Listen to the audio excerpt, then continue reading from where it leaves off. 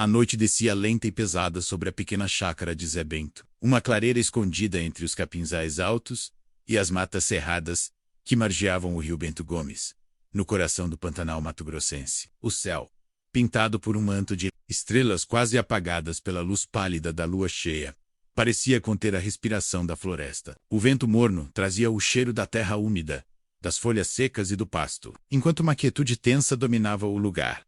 Zé Bento, homem rústico de pele curtida pelo sol e pelas histórias que carregava, sentava-se no alpendre da casa simples, de madeira, uma construção que resistia ao tempo e às enchentes. Segurava na mão a espingarda velha, mais por costume do que por hábito de uso, e observava o horizonte com olhos atentos e cansados. Fazia 25 anos que aquela terra era sua vida a menos, e naquela noite, o pressentimento dizia que tudo mudaria.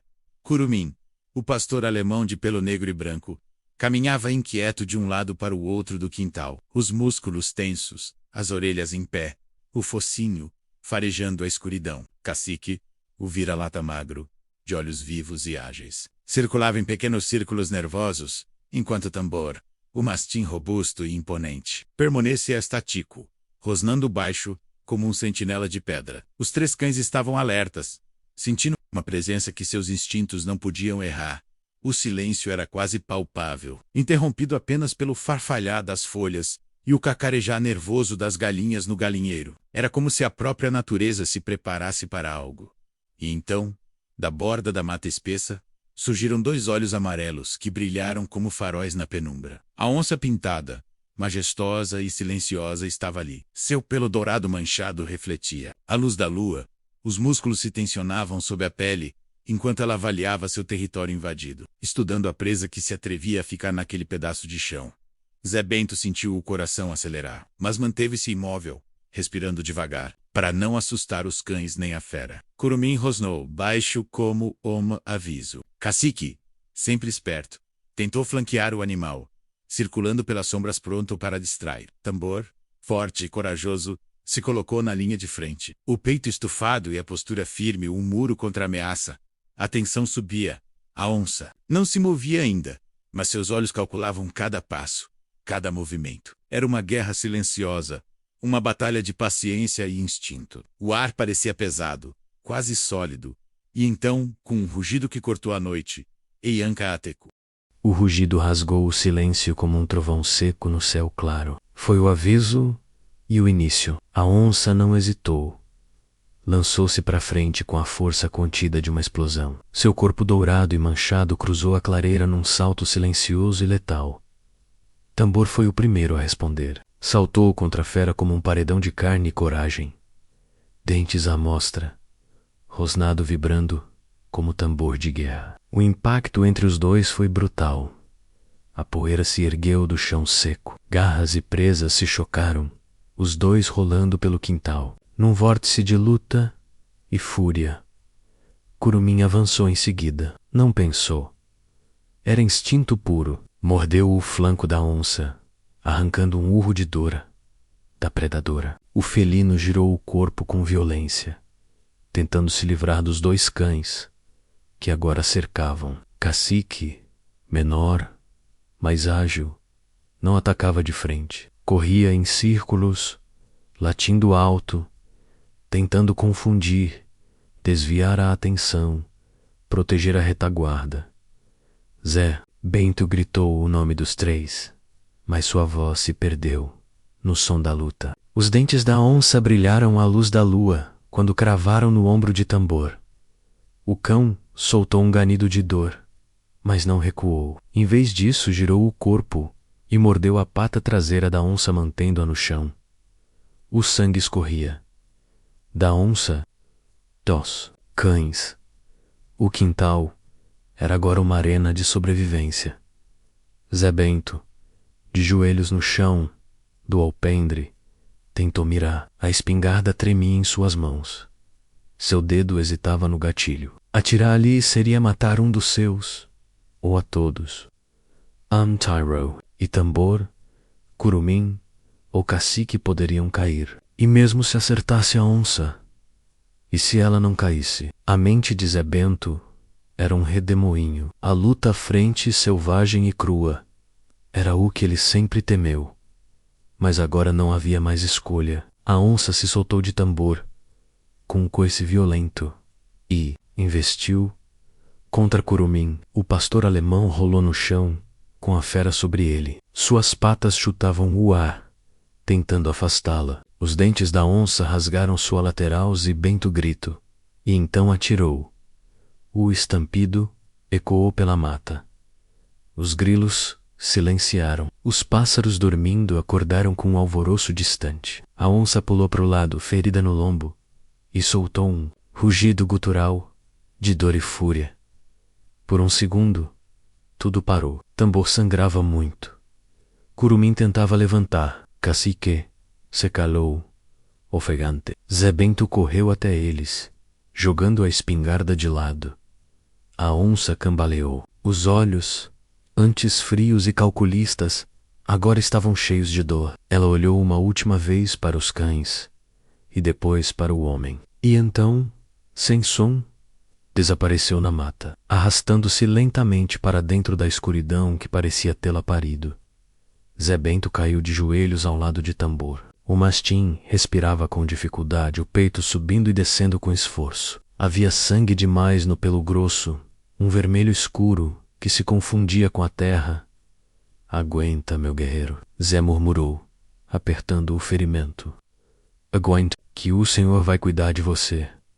Curumim se arrastou até o dono, encostando o focinho na mão dele. Um gemido baixo escapou. Cacique ficou de pé, firme, mas o rabo entre as pernas. O medo ainda rondava o quintal. A lua seguia lá no alto, como se nada tivesse acontecido. Mas Zé Bento sabia. Aquela noite tinha mudado tudo. Naquela terra, onde o homem achava que conhecia cada canto, cada trilha, havia forças maiores, antigas, selvagens. A onça não era inimiga, era apenas mais uma peça no jogo da sobrevivência. Mas os seus cães eram sua família. Zé recolheu os 3 como pôde, improvisou uma maca com a porta do galinheiro e colocou o tambor sobre ela. Cacique seguiu ao lado. Curumim, ferido, mas consciente, andava mancando. Zé os levou para dentro da casa. Ligou para o vizinho da fazenda mais próxima, menos a 17 quilômetros dali, pedindo socorro. É vida ou morte. Seu dito, traz o carro. Vem agora. Nem pergunta. Vem. A espera foi longa. Meia hora? 1 hora. O tempo deixara de existir. Zé colocava pressão no ferimento de Tambor, falava palavras doces, como se isso pudesse manter o bicho acordado. A respiração do cão ficava. Mas os olhos começavam a se fechar. E então as luzes do jipe rasgaram a escuridão. Seu dito desceu com um rosto de espanto. Olhou o sangue no chão, os cães feridos, a expressão devastada de Zé. Que diabo aconteceu aqui, homem? A selva veio cobrar, respondeu Zé, com os olhos cheios de água, e quase levou tudo o que tenho. O jipe cortava a noite pelas trilhas de terra batida do Pantanal, como um facho de luz frágil, enfrentando a escuridão viva da mata. Zé Bento, no banco de trás, segurava firme Tambor, cuja respiração era rasa, irregular. O sangue já estava seco, mas o cheiro permanecia menos ferroso. Doído, Cacique se encolhia no assoalho do veículo. Curumim, mais ferido do que deixava transparecer, deitava com a cabeça encostada no colo do dono. Os olhos de Zé estavam fixos no cão que salvou sua vida menos, e talvez estivesse partindo por isso. Seu dito dirigia em silêncio. O Common Highway, o posto veterinário de apoio mais próximo, numa fazenda voltada à preservação e ecoturismo, demoraria mais de 1 hora. Não havia clínicas noturnas ali. O Pantanal não se apressava por ninguém. Zé falava baixo, quase como reza. Aguenta, Tambor, meu guerreiro, meu gigante. Tambor já não respondia mais. O olhar vidrado, mas ainda com um fio de vida. Um fio que Zé se recusava a deixar escapar. O veterinário da base da governamental de fauna, um homem calado, chamado Doutor Luiz, não fez perguntas quando viram o estado dos cães. Chamou os auxiliares, trouxe antibióticos, compressas, sedativos. Montaram um improviso de um centro cirúrgico sob a luz de lampião e gerador. Os homens do mato não falam muito nessas horas. Agem. Curumim levou pontos na lateral. Cacique, só escoriações leves. Mas Tambor era outra história. Enquanto aguardava, Zé se sentou sob o alpendre de madeira da base. O céu clareava aos poucos. Já não era noite, mas também não era dia. Um limbo. O mesmo limbo em que seu coração estava. Ali no banco gasto, de madeira, vieram os flashes da memória, menos como se a própria mata soprasse lembranças no seu ouvido. Lembrou do dia em que achou Tambor, ainda filhote, largado num carreiro de capim queimado, os olhos pequenos, o corpo já robusto, do olhar. Era um cão que já nascera velho, forte, silencioso. Nunca precisou ensinar a ele o que era coragem. Tambor tinha isso nos ossos. Lembrou das vezes que os 3 cães, Tambor, Curumim e Cacique, salvaram galinhas, enfrentaram cobras, vigiaram o terreiro enquanto ele dormia. Eram mais que bichos, eram extensão dele, alma, em forma de dente, garra e fidelidade. As mãos de Zé estavam sujas de sangue seco, mas ele não limpava. Era como um sinal de guerra, como se, enquanto estivesse sujo, Tambor ainda estivesse ali. O sol mal começava a se erguer quando o Dr. Luiz saiu do improvisado centro. Trazia nos olhos o peso de quem vê a vida de perto todos os dias e ainda se comove. Zé se levantou. Ele, o médico, respirou fundo. Sobreviveu, mas foi por pouco. Muito pouco. Ainda está em risco. A mordida quase pegou o pulmão. Vai precisar de dias em repouso, medicamentos, cuidados. Zé fechou os olhos. Um nó na garganta se desfez. Em silêncio eu cuido dele. Não vai poder carregar ele de volta. Hoje em o rio fico com ele. Dr. Luiz assentiu. Tem um quarto lá dentro. Pode descansar um pouco. Depois conversamos sobre os medicamentos. Zé não respondeu. Caminhou direto até a porta onde Tambor dormia sedado, envolto em panos e calor. Sentou-se ao lado da maca e ficou ali, horas, sem dizer palavra. O sol subia e ele não se movia, como se sua simples presença pudesse manter a vida ali. Mas a floresta nunca dorme. Na tarde seguinte, enquanto Zé Bento ajudava os funcionários a limpar uma área próxima ao galpão de alimentação dos animais resgatados, algo estranho chamou a atenção.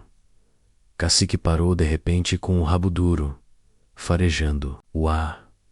Curumim, mesmo com pontos, se levantou. Um rosnado baixo saiu do peito. Zé sentiu um frio na espinha.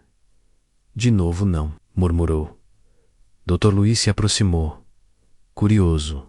O que houve? Mas Zé já caminhava em direção à mata que cercava a base, com a espingarda emprestada, os olhos fixos. A trilha estava úmida das chuvas recentes, e ali na lama clara, o que ele viu tirou o ar dos pulmões. Patas, 4, frescas, marcas de onça, e não era qualquer onça, era a mesma. Zé sabia, pelo tamanho, pela forma, e porque, no meio das marcas, havia algo que só ele entenderia. Sangue misturado à pegada. Ela ainda estava ferida. Ainda rondava. Ela voltou. Disse em voz baixa. Como sabe que é a mesma? Perguntou o veterinário preocupado.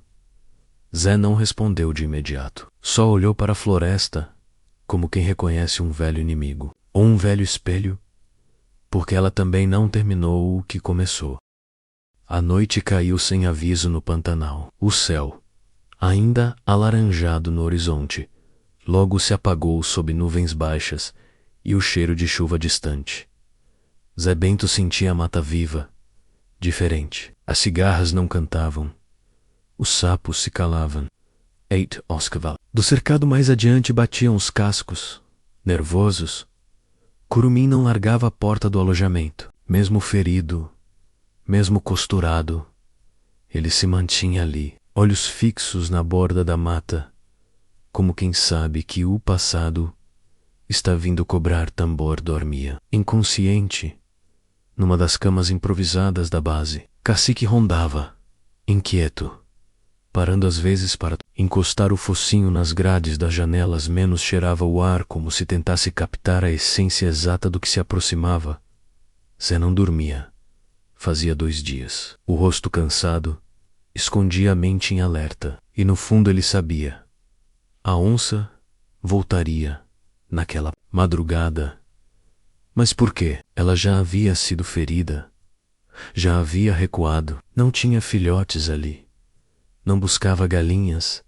Tampouco comida fácil. Zé pensou, por um instante, se aquele animal era mais do que um predador. Era uma mensagem da mata, algo antigo, selvagem, que não podia ser domado ou compreendido com lógica. Às 2 da manhã. Cacique rosnou às 2:05. Curumim se levantou menos, mesmo com dor. Mesmo cambaleante, às 2:10, o barulho veio. O farfalhar de folhas, o estalo lento de um galho. Zé estava sentado no alpendre da base quando a viu. Ela estava loa a onça. Não avançou, não se escondeu, apenas se aproximou até onde o mato e o terreiro se encontravam. Tinha o andar manco, o ferimento do tiro ainda aberto, mas seus olhos, os olhos diziam outra coisa. Era o encontro. Não, um ataque. Zé levantou. Os cães pararam ao lado, tensos, mas ele levantou a mão. Um gesto calmo, como se dissesse: esperem. A onça olhava para ele, olhos fixos. Respirava fundo. O peito subia e descia devagar. Cacique rosnou baixinho. Curumim deu um passo, mas parou. Zé deu 2 passos à frente. Você voltou, né? A voz dele era baixa. Não era raiva, nem desafio. Era constatação. Quase um sussurro. A onça baixou a cabeça por um instante. Não como submissão, mas como aceitação. Não vai atacar. Vai. Disse ela. Eu também sou bicho daqui. Eu também sangrei essa terra. Ficaram assim por alguns segundos. 2 mundos, encarando-se no breu da noite pantaneira. 2 seres marcados por cicatrizes, por dor, por perdas. E ainda de pé, Zé então fez algo impensável. Abaixou a espingarda. Solto no Curumim latiu uma vez, mas El silenciou com um gesto. A gente já brigou. Já se feriu. Agora, só restou isso. E apontou para o peito, o que ainda pulsa. A onça olhou mais uma vez. Depois virou-se, mancando, e adentrou o mato. Sumiu sem som, sem pressa, como se não precisasse vencer, como se tivesse vindo por respeito. Zé caiu de joelhos. Ali, sob a lua encoberta, entendeu que aquela noite havia lhe dado o perdão da mata. Ela tinha levado o sangue, mas também tinha devolvido algo. Compreensão. Os cães se aproximaram, deitaram ao lado. Cacique encostou o focinho em sua perna. Curumim se deitou com um gemido baixo. A floresta respirou fundo de novo. E naquela madrugada sem estrelas, o silêncio foi de paz, não de medo. O dia amanheceu devagar sobre o Pantanal. O sol surgia tímido por trás das nuvens, tocando com dedos dourados as folhas ainda úmidas do orvalho da noite. O cheiro da mata molhada invadia cada fresta da base. Era cheiro de começo. Tiricamico. Tsa. Bento acordou no chão, com os 2 cães deitados ao lado. Curumim sempre vigilante, se levantou assim que o dono se moveu. Cacique permaneceu deitado, com a cabeça apoiada nas patas, olhos fechados, mas alerta. Ambos pareciam saber que aquele era o dia da virada. Tambor continuava no pequeno quarto da enfermaria improvisada. Respirava melhor agora.